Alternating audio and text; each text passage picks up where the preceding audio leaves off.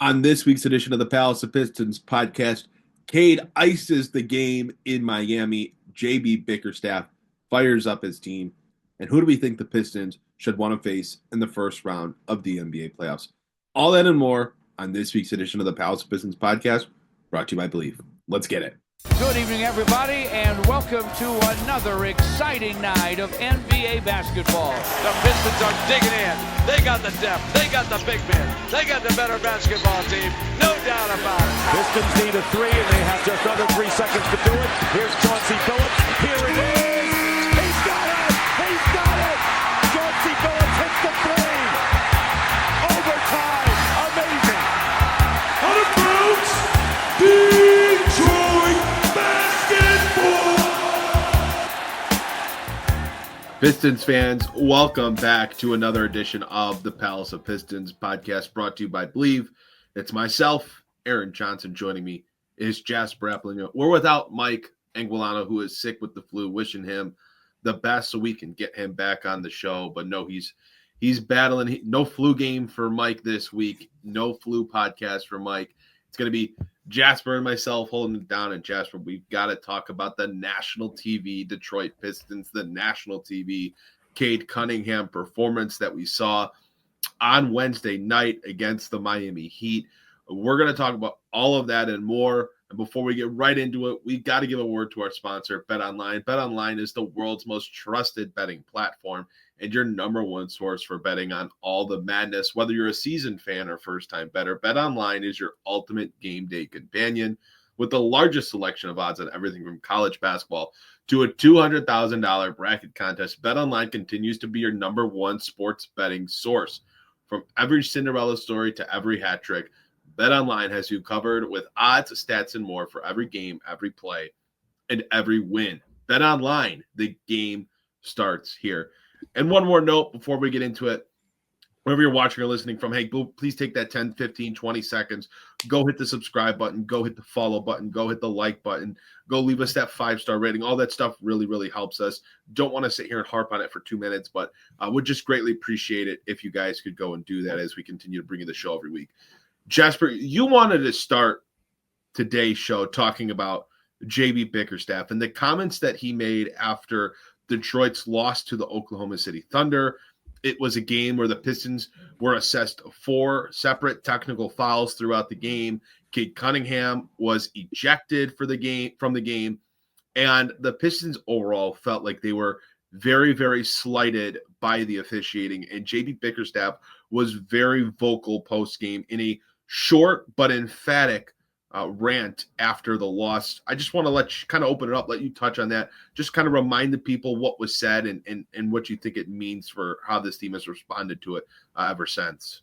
Yeah, and look, we are coming on this podcast, Aaron, with a very, very celebratory mood, but it's easy to forget 3 games ago, things were not feeling so celebratory. The Pistons lost back-to-back games to the Washington Wizards, who have been absolutely horrible this year, and the Oklahoma City Thunder. Both of them pretty frustrating losses, I would say. The one to OKC, obviously very frustrating for JB Bickerstaff. And look, after the game, I thought he went on a completely deserved and I mean, like, inspirational in a way kind of speech. He slammed his hand on the desk. He said he was disgusted by the way the game was officiated. The level of disrespect was above and beyond. It's gone far enough. I'm not going to allow our guys to be treated the way they were treated tonight. And look, regardless of what you think about, SGA's foul baiting or not foul baiting, whatever it may be, the calls that the Thunder get, you can make arguments for and against them. I still thought it was an absolutely deserved rant by JB Bickerstaff because the Pistons have not gotten a good whistle this year. Forget this year. This year, they're probably getting the best whistle they've gotten in a decade and a half, something like that. This is a team that has gotten a bad whistle, bad calls go against them for years now. And it's something that's trickled over into this year. You're seeing it with Cade Cunningham. Just last night, he scored 25 points with 0 free throw attempts, even though he does most of his work in the paint. And I think that not only did JB Bickerstaff send a message to the league, I think he sent a message to his players, and they responded not only appropriately, but they went above and beyond in these last 2 games. I just thought that it was something that was like well overdue for Detroit and for this team to just say, like, emphatically, not just through their play, but through their words, like, we are here, we are legit, give us the respect we deserve. Aaron, I'm interested to see what your thoughts were on JB's rant and, you know, how you feel the Pistons and the league perhaps have responded to it. Because last night we even heard Mark Jones saying, you know, put some respect on Cade's name, right? I have a lot of thoughts on officiating in the NBA. I think it's the most scripted. You can anticipate calls before they've made. You can anticipate when a call is going to be made. It feels like officials are making calls before a play or a decision or an action even happens on the court. You know, it feels like the flow of the game is determined by the officials. And if they just called a foul on so-and-so for one team and the other team's all mad about it, then they're going to try to find a way to appease that team that was mad and give them a makeup call somewhere. It just feels so out of balance this year. And I've never thought officiating in the NBA is good. And maybe that's, you know, a naive comment. These are obviously supposedly the best people in the world at this job. But I just don't feel it's necessarily true when different players and different teams get different whistles. When a player like Draymond Green, who has the reputation that he has in the league, has had, you know, however many technical fouls in his career, has been suspended from playoff games, has been ejected from games. When he can get in an official's face and bark and cuss directly in their face, but then you go and look at what happened in the Oklahoma City game, and you look at Cade Cunningham's technical fouls, and you look at how different those reactions and those consequences were. You know, you can go look at any game with Draymond and you can point out he is barking, he is cussing at the official like he deserves to get a technical foul, but he doesn't.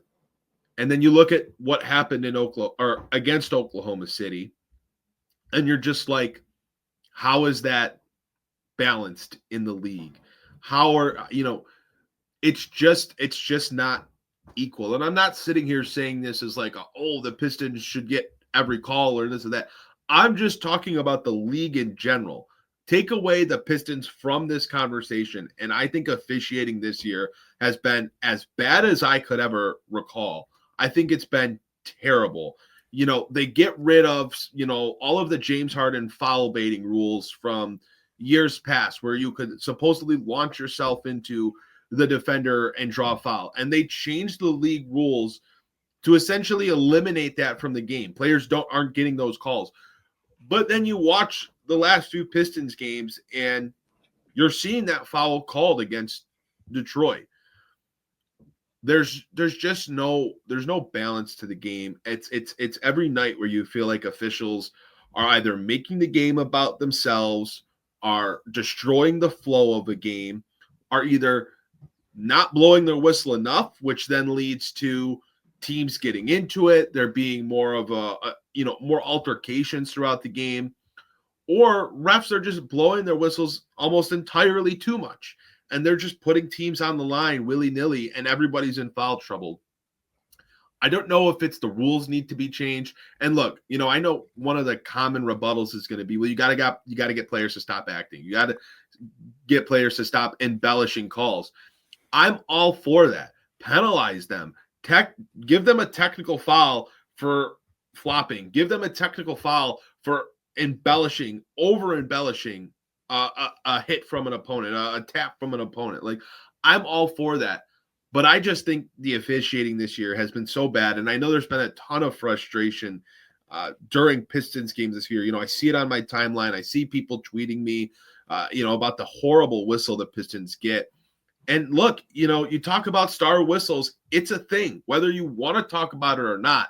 I think it's very fair to say that Cade Cunningham gets the worst quote-unquote star whistle around. I mean, the guy dropped a 25-point, 12 rebound, 11 assist, triple-double on the road in Miami last night, and he never shot a free throw the entire game.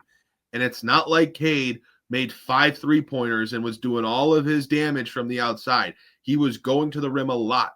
Didn't take a single free throw. That was just crazy to me. I mean, like, come on, with the amount of like abuse he takes in the paint, I thought that was just ridiculous. There's just no way. The last thing I'll say here is, JB Bickerstaff has been really, really vocal this year. He's not afraid to talk about the officiating. He's not afraid to, during the game, really get on officials. I believe he has the most technical fouls across all coaches in the league. So he's not afraid to go to bat for his guys. And that's not something that the Pistons had last year. They had a coach last year that was protecting his wallet, that was protecting his financial well-being. And he would not go to bat for them like that. He would not get teed up complaining to the officials, calling out the officials. And while I can understand wanting to protect your money when you're making $80 million, it doesn't, what does a $20,000 fine really do for you? The players respect JB Bickerstaff for that. The Pistons respect JB Bickerstaff's willingness to go to battle with them. He's not just coaching them. He's going to battle with them. And I think that plays a role in the Pistons having that energy, having that physicality, having that toughness, knowing they have a guy on their sideline that is going to battle for them, and to the point where he'll get teed up, he'll donate $20,000, he'll donate $25,000 to the NBA's, community donations that they use that money for. He's not afraid to defend his guys, and I think that's a two-way street that the Pistons really respect, and it matters on a nightly basis. So despite the Pistons not getting a great whistle, if you want to say that, they still come out, they play physical, they play the same way night in and night out, and they know it. They say, look, we play physical.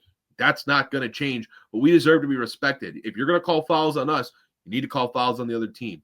I think that's a fair thing to ask.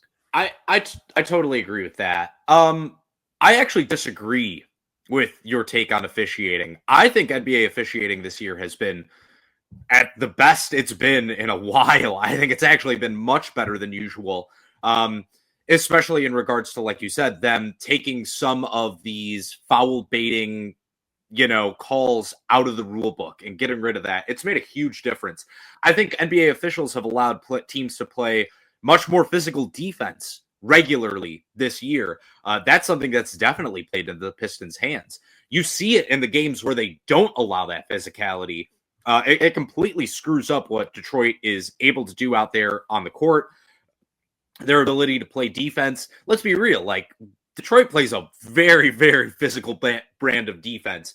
3-4 years ago, I don't know if they could have played this kind of defense, to be honest with you, because they do a lot of hand checking on the perimeter.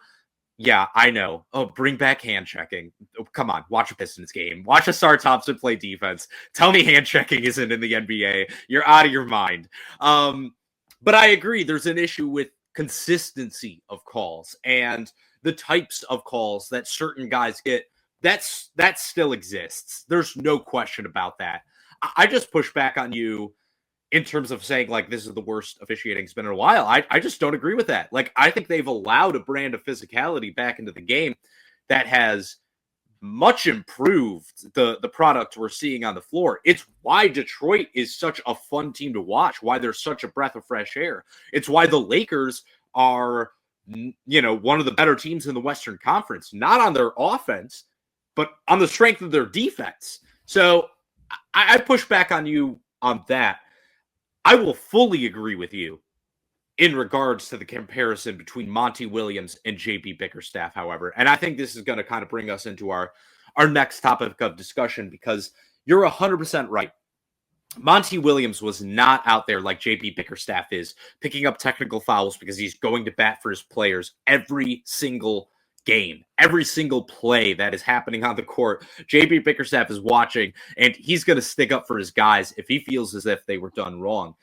I don't even think it was a question of Monty Williams trying to protect his pocketbook. I think he just didn't care. I think he didn't give a damn. I don't think he had any fight in him. And that is the difference between this year's Pistons team and last year's Pistons team. He had that one, big blow up against the Knicks at the end of the year. But I thought even that really told you a lot about him. It was more of like a frustration call when it's the end of the game. And, it's not even him like going to bat for his players. It's him just being upset that they can't get a win that they deserve. I thought Monty Williams had no fight. I thought his team had no fight. I look at JB Bickerstaff. This is a guy who fights. And his team responded appropriately the following 2 games, didn't he? They did. And I want to go back before we move on. I don't necessarily know if saying that the league is allowing more physical play this year and saying that means officials are doing a better job this year. I don't really know if that's correlated.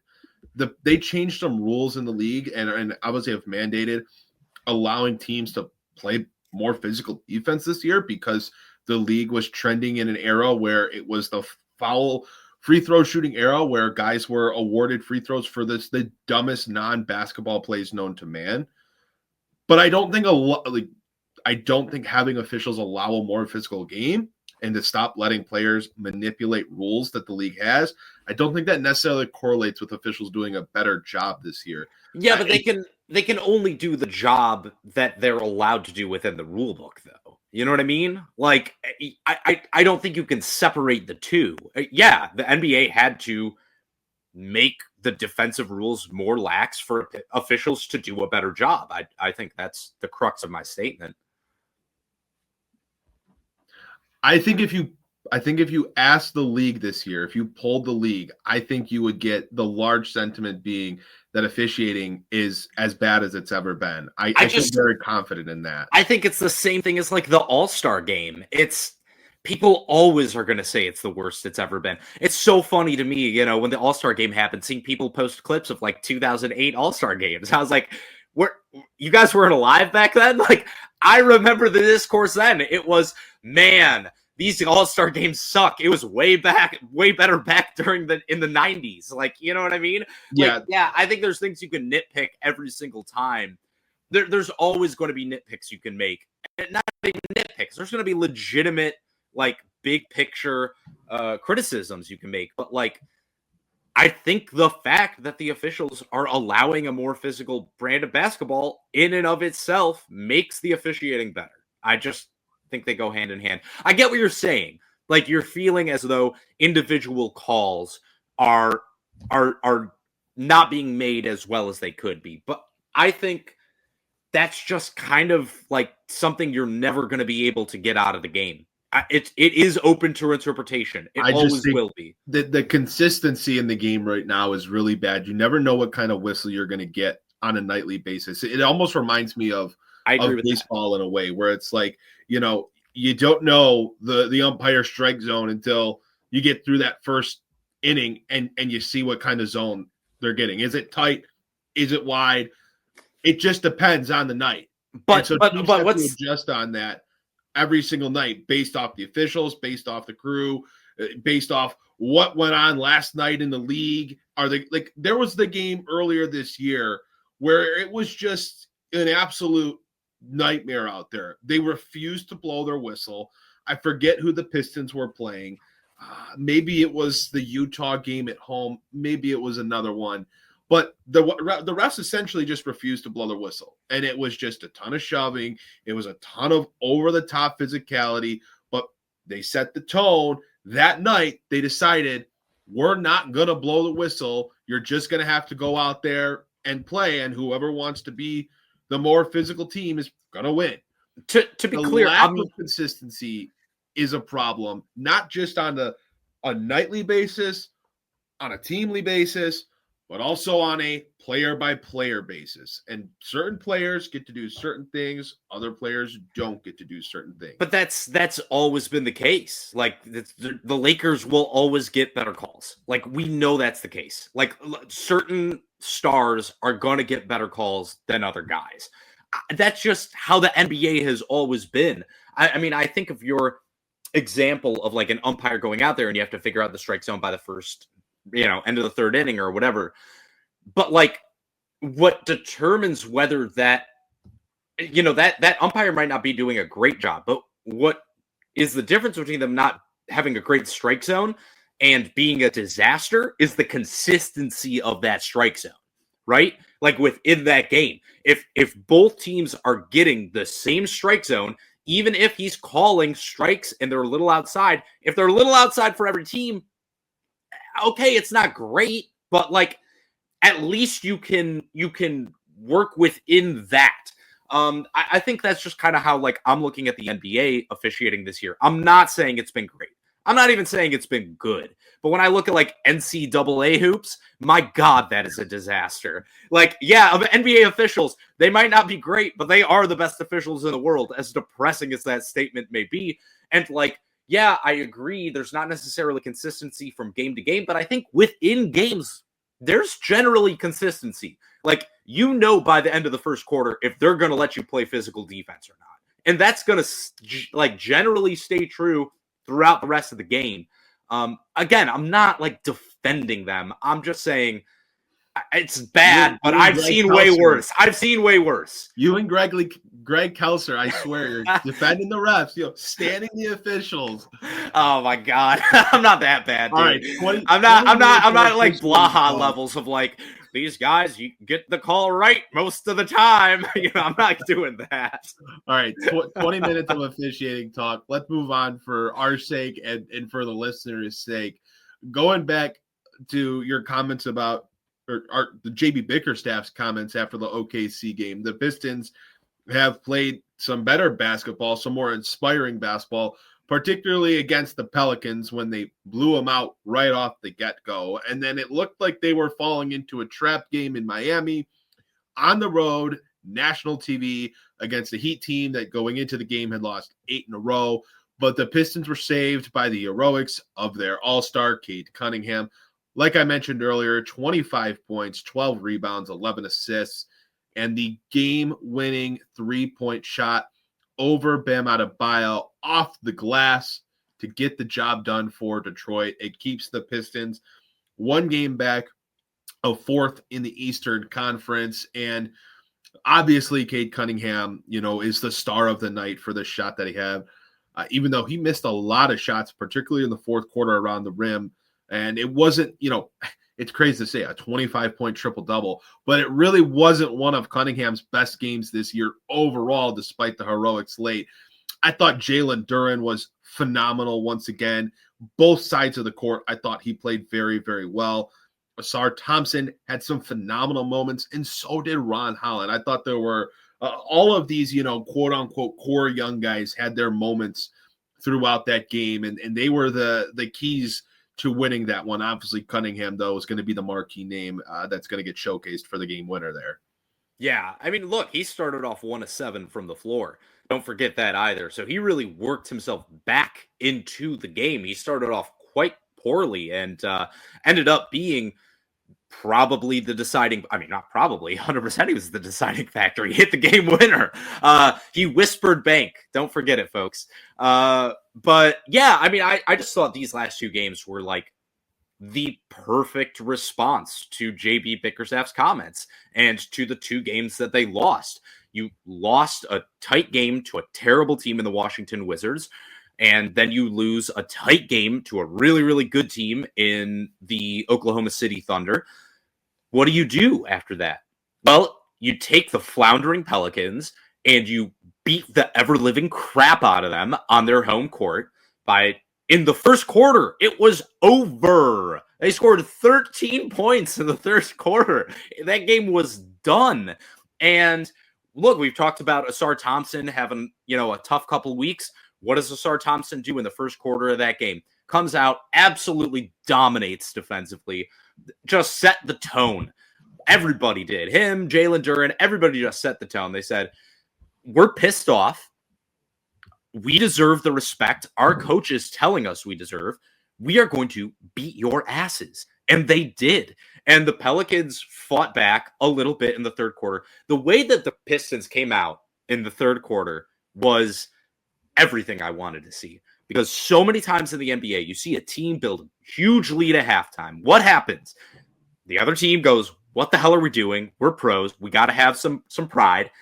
The team that's blowing them out goes, we're feeling ourselves. We got this thing in the bag. We don't even need to try. Put the Lindy Waters in the game.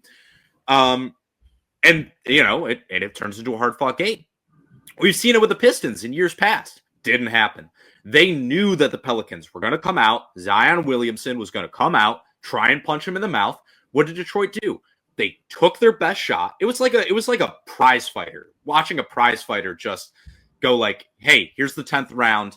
I know he's given me his all. I just got to wait for him to punch himself out, and then I got him. Then it's over. Then he's gassed, and he's got nothing left in the tank. And that's exactly what happened with the New Orleans Pelicans. They threw their best punch. Detroit stayed right in it, and then they built the lead back up to the second greatest margin of victory in the team's history and their least points against since 2018. Just dominant, absolutely dominant. So then what do? You go into the next game against the Miami Heat. That was, like you said, Aaron, a classic trap game. Heat have lost 8 in a row. They're on their home court, nationally televised game. They needed to win that game last night. Add in Detroit having a night off in Miami. Yes. 2 nights off, right? 2 nights off in Miami. Or was it just one? Doesn't matter. Yes. Everything was set up for the Pistons to fail. And then you saw it from Miami. Like, they treated it like a must-win. They came out, Tyler Hero, Bam Adebayo. They gave you everything they had. And look, the Heat could not miss a big shot last night. Every time it seemed like the Pistons were about to take control of that game and start to build a lead, Miami just stormed back and hit straight back at them. What does Detroit do? Once again, they stay within their game. They play tough physical defense. They play through Cade Cunningham. Even when Miami went up by double digits, they did not allow themselves to get rattled mentally, physically. Like you said, like Ron Holland played big minutes, and he set the tone. He came into the game. You heard on national broadcast, he got pushed around a couple times by Bam Adebayo, and they're kind of clowning him. What does he do? He goes out there, and he crosses the hell out of Duncan Robinson.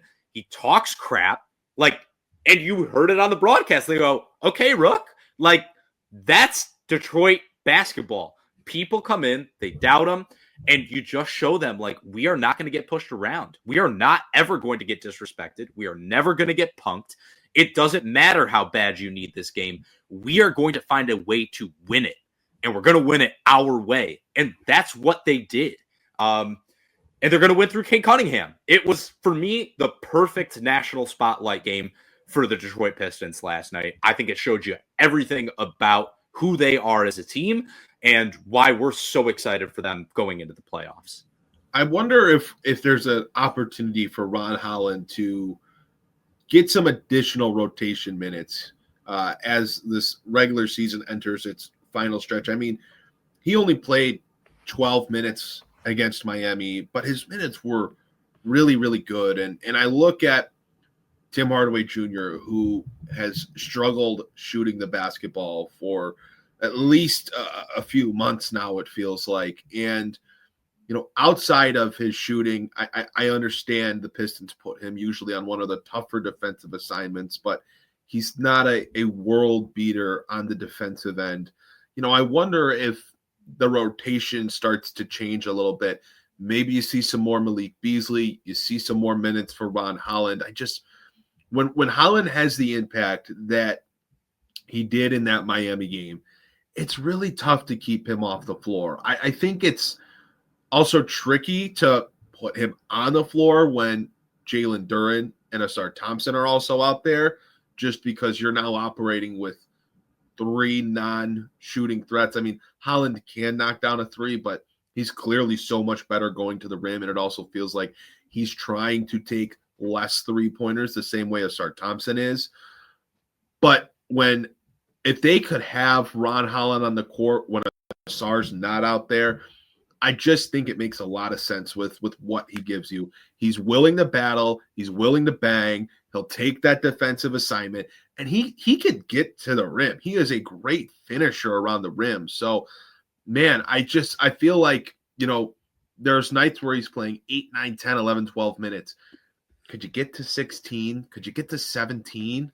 I just look at it. I think the thing, and look, don't get me wrong. I love Lil Ron. Like, Lil Ron was my guy coming out of the draft. I said he was the one player I didn't want the Pistons. I was afraid for the Pistons to pass on. He's the guy I would have drafted as well. So I love Lil Ron. Don't get me wrong. But he is the only player in the rotation since January 1st with a negative net rating. And I love what he brings, but their offense is overall not very good when he's on the court this year. And it just hasn't been very good like in the new year either. So I like Ron. Like, I love the energy he brings. I thought he was huge last night. I'm just not looking to expand his minutes unless in the limited minutes he has, he's making like a legitimate impact. I'm not looking to take Tim Hardaway Jr. off the court. And I think you talk about expanding rotations. Look, if Jaden Ivey comes back, I don't 100% know where the minutes are for Ron. So I don't know. We'll see. I just think when it comes to playoff time, like, who do I want on the floor? If I'm really trying to win a series, it's not Ron Holland. It's Tim Hardaway Jr. And I know you can make all the arguments against it, but and I want to find minutes for him in the playoff rotation to see if he can make an impact. Don't get me wrong. But yeah, I just think overall, like, he, as a 5-on-5 player, they don't get enough from Ron at this point. That's not saying moving forward they can't. Yeah, I think there's a balance there. It's not saying, Ron needs to go out there and play 20, 25 minutes, but, it's like you look at Tim Hardaway Jr. shooting numbers. Yesterday he was limited to just 20 minutes. That was really one of the few games where it feels like JB Bickerstaff's kind of said, okay, I'm pretty strict with my rotations. Guys are going to play the minutes that they play every night. Yesterday was really one of the first times where it felt like he kind of pulled the leash on Tim Hardaway Jr. and went in another direction, whether it was Malik Beasley, Dennis Smith, or not Dennis Smith. I'm thinking of Dennis Smith Jr. because I'm like 95% certain he was sitting baseline next to the Pistons bench last night. But Dennis Schroeder is who I meant to say. But giving those guys some of those additional minutes. I know Malik Beasley was playing in some of the closing minutes yesterday. So was Dennis Schroeder. And I think it makes a lot of sense because if Tim Hardaway Jr. is not giving you 3-4 threes a game, I just don't like, and he doesn't give you the ball handling. He doesn't give you the playmaking. He's 6'5", so he's not really helping you on the glass. He's not a world-beating defender. It doesn't even have to be Ron Holland in this case, but talking about, especially as you tighten that playoff rotation, let's just even keep Jaden Ivey out of it. I think there's a case for wanting more of Dennis Schroeder and Malik Beasley than there is Tim Hardaway Jr. I agree with your point on Schroeder and Beasley. I mean, Schroeder's been awesome since they acquired him. I mean, you just look at the impact he's had. He's been incredible. Last night, the Pistons won that game because their bench got them back into it. Like, don't forget, it wasn't the starters. It was Ron Holland, really. And Ron Holland. And, like, I think I agree with you in the sense of, like, look, this is something JB has been criticized for is his rotations. I definitely want JB to be more fluid with his rotations, especially with like those Ron Holland and Hardaway Jr. I totally agree with you on that. There's no question. I think he has enough options. More so, Jaden Ivey comes back. He has enough options where, like, hey, if a guy is playing his game at the level you want him to be playing it on that given night, give him the minutes. Like, if it's game like last night where like the Pistons are running up and down the court for 48 minutes, I care more about having Ron Holland's defense, doggedness, and control at the rim, like his finishing. We've talked about it before. His control, especially on the fast break at the rim, is just amazing for a rookie. It's so high level. That's a game where I'd rather have him. When it's more of like the slower half-court kind of games, I'd prefer to have Tim Hardaway Jr. or Malik Beasley out there for spacing reasons alone. It's dependent. It's dependent on how the game flow is going. If it's fast breaks, I don't care so much about the spacing with Tim Hardaway Jr.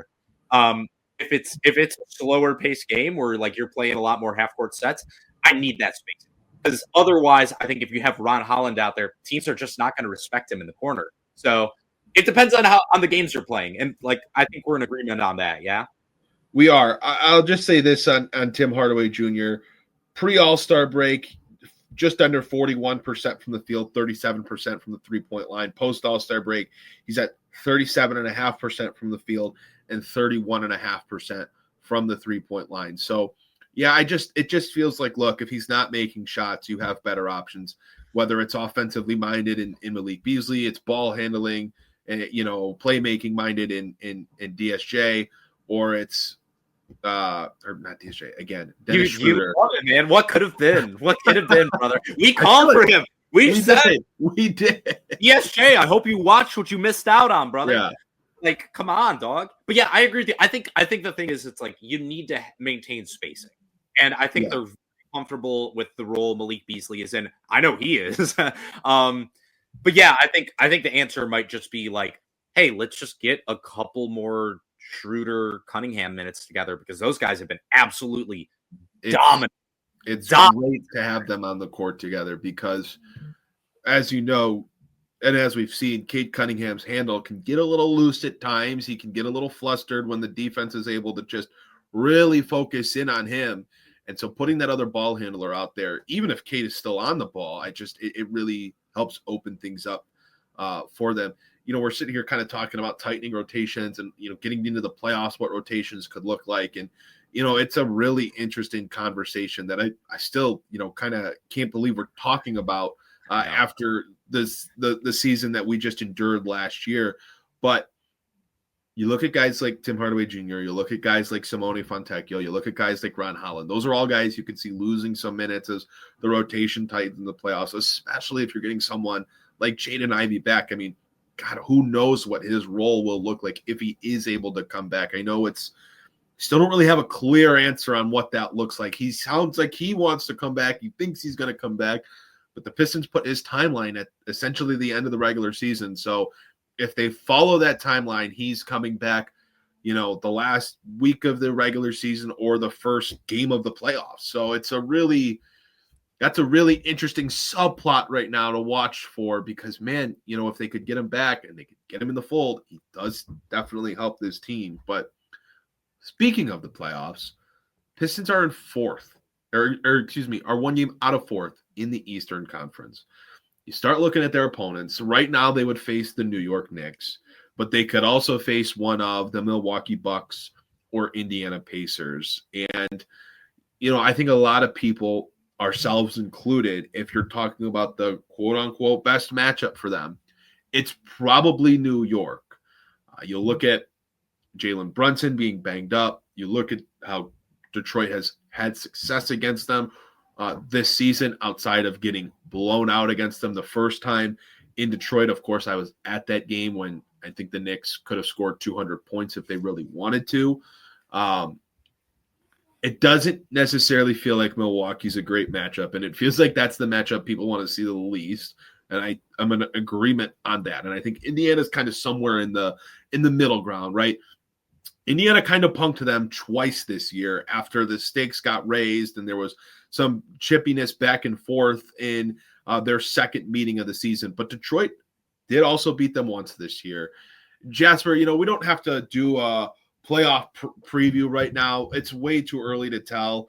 I mean, there's also a world where the Pistons fall into, the play-in picture if things go south here and end up having to play, Cleveland or Boston if they survive the play-in. But when you look at the more likely matchups, the New York, the Indiana, the Milwaukee, I mean, what are your thoughts on those three teams? I mean, is there really a best matchup for Detroit? Is there a team they should be doing what they can do to avoid matching up against? Where are you at with that situation? Yeah. Hey, look, to be clear, they're closer to the 3 seed than they are to the 7 seed. So let's also mention that there's a scenario in which they overtake the Knicks. It's unlikely, but it's more likely than them like falling underneath Atlanta or something like that. So yeah, I think for me, like I've said it since January, I want the Knicks. Like, give me the Knicks. I want that smoke. I want all of that. I think that is just such an ideal matchup. We talked about Ron Holland potentially having a place in a playoff rotation. That's a great matchup for Ron Holland to have a place in it. New York, people think Tibbs, they think defense. That's not New York this year, guys. Like, that is an offensive team. They want to get up and down the court. They want to score points. So if you can introduce a level of physicality, especially on the wings, that's what you want to do. Like, Karl Anthony Towns is going to get his. Jalen Brunson, even though his ankle looks like macaroni right now, he's still going to put up numbers. He's still going to have an impact. So I think that is a playoff matchup where the deciding factor is going to be, can you win that wing battle? This is why I want New York. I think you can get a wash, if not win, the point guard matchup. I think you have the defender in Isaiah Stewart to match up with Karl Anthony Towns, and I think you have the rebounder and offensive lob threat in Jalen Duren to kind of match what Karl Anthony Towns is going to give New York. Obviously, not the spacing, but that's a different discussion. It's going to come down to, like, can you beat Mikal Bridges and OG Anunoby? Can you hold those guys? That's going to be where someone like Asar Thompson, somebody like Ron Holland, where they're going to come in really, really handy, especially when you are switching everything. We saw that last night with the Pistons rotations. I know that, like, it got lost in the shuffle a little bit because the Heat hit so many really, really hard shots. But, like, dude, Detroit's defense last night was so good, dude. Their switching was incredible. Their rotations were just, it was like on a string, man. I was kind of sad that it didn't get focused on more just because, Hero and Bam were just hitting incredible shots. But Detroit's defense was amazing these last two games. And I think that they can have that kind of impact in a series against New York. Again, I worry about Indiana because of Nembhard. Like, Nembhard definitely is a problem for Cade defensively, and, like, we could admit that. And Miles Turner is a problem for them offensively. That being said, Jalen Duren's turnaround kind of happened after the majority of those matchups with Indiana, so I don't know if that holds. Like, they're definitely the team I'd like to see second most, but yeah, Milwaukee is. I don't want to see Milwaukee. I don't want any part of that. Is it just like that Milwaukee's also the team that swept Detroit last time the Pistons crawled into the playoffs? Like, it's definitely a factor. But it's also just like fear. Dude, just like Giannis and Dame, dude. Like, oh yeah, that's right. The basketball of it. Like, you have to go up against, like, Halliburton. You could pick your fighters. Halliburton and Turner, or Halliburton and Siakam versus Karl Anthony Towns and Jalen Brunson versus Dame Time and Giannis. Yeah, no, I think I think Milwaukee. I think if you asked everyone, and you can let us know in the comments wherever you're watching or listening from, like, if you got to pick that ideal matchup between the Knicks, the Bucks, or the Pacers, who do you think the Pistons should want to play? But I think the resounding answer would be Milwaukee's the least desirable team to play. The star power, the success that they've had.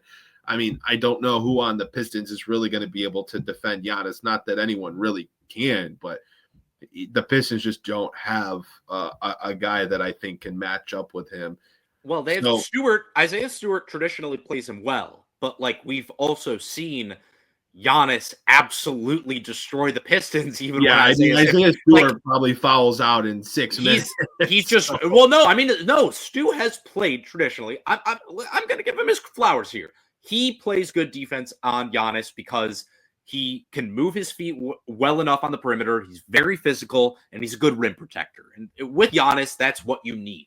But the best stars in the NBA are matchup proof on their best nights. And the Bucks have two of those guys. Like, Dame ain't what he used to be, but he still can be. Like, they have two dudes who could go out there and win you 4 games by themselves. No problem. So that's just not what I want to, like, if I die because Karl Anthony Towns had the greatest playoff series of his career, that's life. But like, Yeah. that's like a tip your cap. But like, if Giannis destroys you, you have nobody to blame. The Knicks or the Pacers over a team that has a guy that's averaging 34, 11, and 8 against you in his last 5 games against you. So I think everyone's going to say Milwaukee is their least favorite. I think there might be some difference of opinions between Indiana or New York. So definitely let us know what you guys think. But I think the fact that we're even talking about this it's just so crazy. I know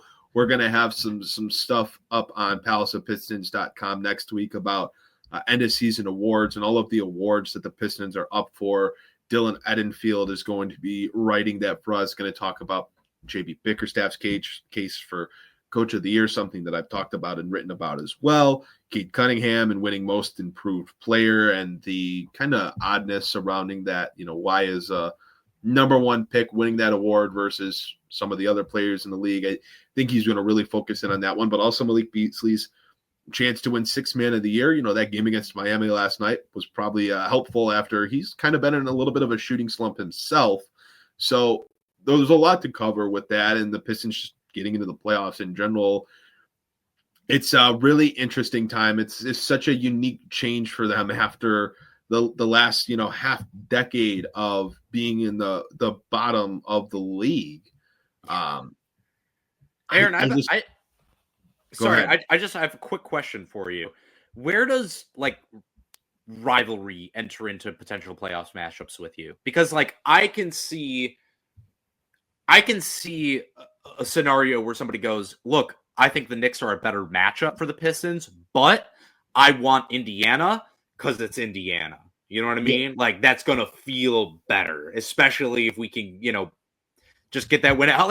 I can understand that. I'm wondering if that enters into it the would equation feel for you. better if you were more confident the Pistons could beat them in a series. And I think Detroit could certainly beat Indiana in a series. I don't know if they could beat New York in a 7-game series. I think it's weird because I feel like they might match up better against New York in a single game. But I think New York's that's a team in a 7-game series against the Pistons. I feel like I would trust them to find a way to come out on top. But nah, they're soft. I'm telling you, the Knicks are soft, dude. Are you a Nets guy? Of course, I live in Brooklyn, dude. I live in Brooklyn. I love my beloved hometown Brooklyn Nets. I couldn't tell. No, I used to love, dude.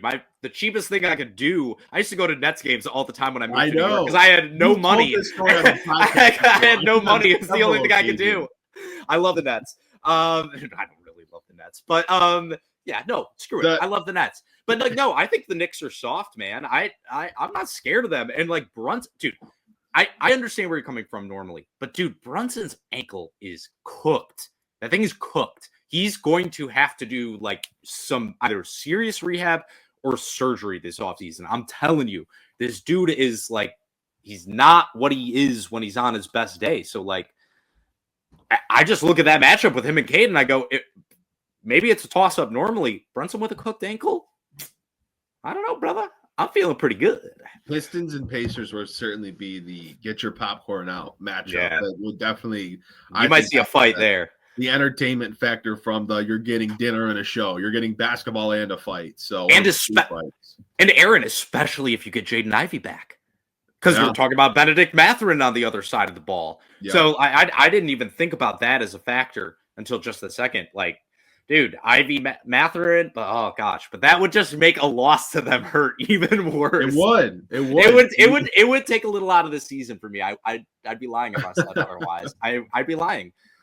It'd be incredible, but then it's Jaden Ivey gets punked by Mathurin in the playoffs, and you lose to the friggin' Pacers to Tyrese Halliburton, and then you have to hear Hallie over Cade the whole offseason. I don't want that, bro. That can't be real. I don't need that, in my life, brother. I'm trying to bring positivity back. I don't need this negative thinking.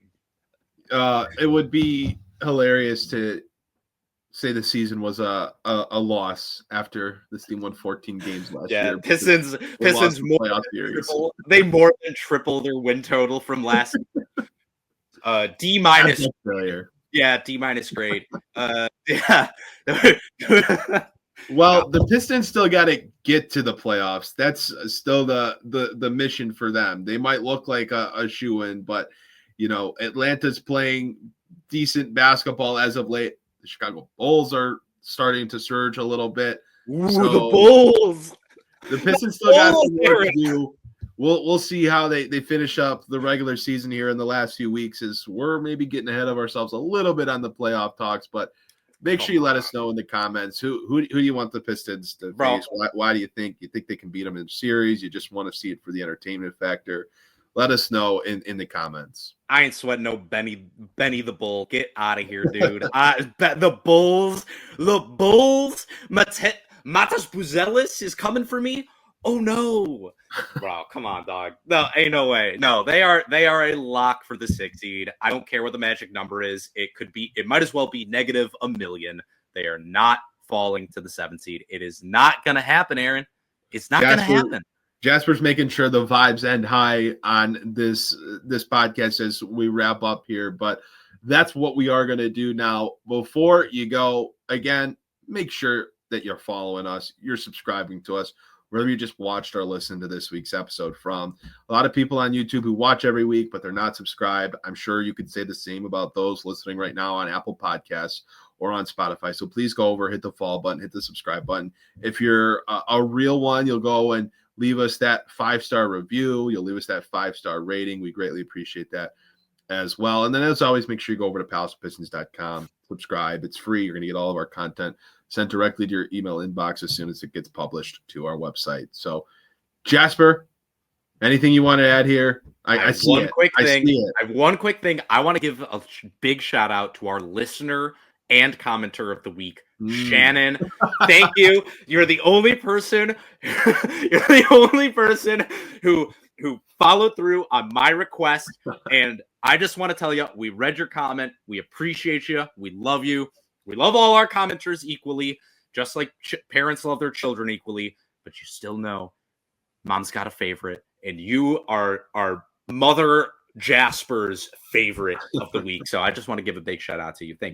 We got to start doing a fan of the week. I mean, maybe we start doing that for like the best comment every week. I'm actually super down. Fan of the week award out. Okay, yeah. You know what, Aaron? Let's just lock it in. We're gonna say this right now. Leave us a comment, guys. We will pick a commenter of the week every week. We'll do it. That's gonna have to be Jasper's undertaking. I don't know. So we're gonna have to do some really nice comments for me to remember to bring them up on the podcast. If anyone who follows me on Twitter knows, I am a natural born poster in my heart. I love the posting game, and I will give props to our listeners for that. So yeah, leave a comment. Even if it's mean, I might still pick you for commenter of the week. So who knows? We've got plenty of those we can go to. We get plenty of those on the regular that we can get to. But all right, let's wrap up this week's show. Pistons playing basketball on Friday night against Dallas. That's their next game. So if you're listening to this the morning or the afternoon that it came out, you'll be hearing it before Detroit takes on a very depleted Dallas team in a game that you would think Detroit should win. But that is going to do it for this week's edition of the Palace of Pistons podcast, brought to you by Believe. Thanks so much for watching and listening. We'll see you guys next time.